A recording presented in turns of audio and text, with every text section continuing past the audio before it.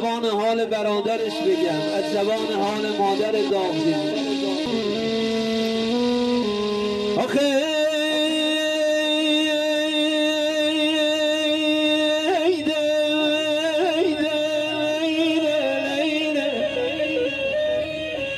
سر قبرش گل لاله بکاری که او خیری ندید از این جوانی.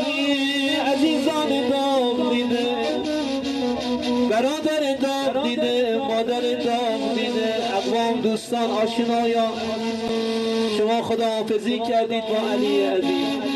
گفتی علی جان برای همیشه خدا نگهدار.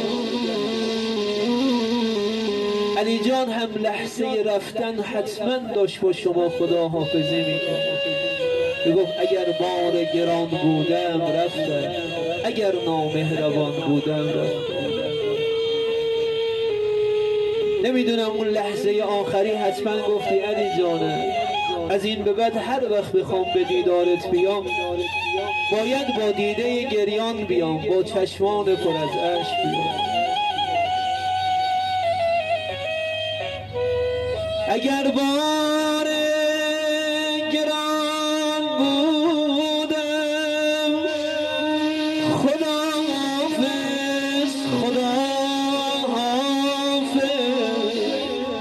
اگر نامهربان بودم خدا حافظ، خدا حافظ، خدا حافظ، خدا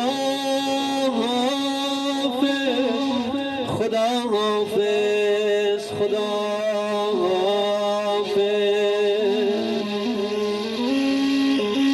خدا حافظ. عزیزانه خدا حافظ مادر دلخون من، خدا حافظ داداش خوبه، خدا حافظ عمه های خوبم، خاله های عزیزم، دایی عزیز، عموی عزیز که من برای همیشه رفتم.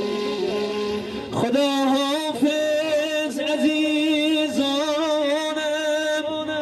خدا حافظ، خدا حافظ که من دیگر نمیمانم.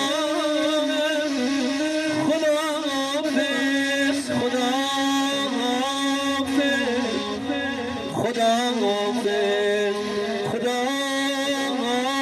حافظ، خدا حافظ، خدا حافظ، خدا حافظ، خدا حافظ.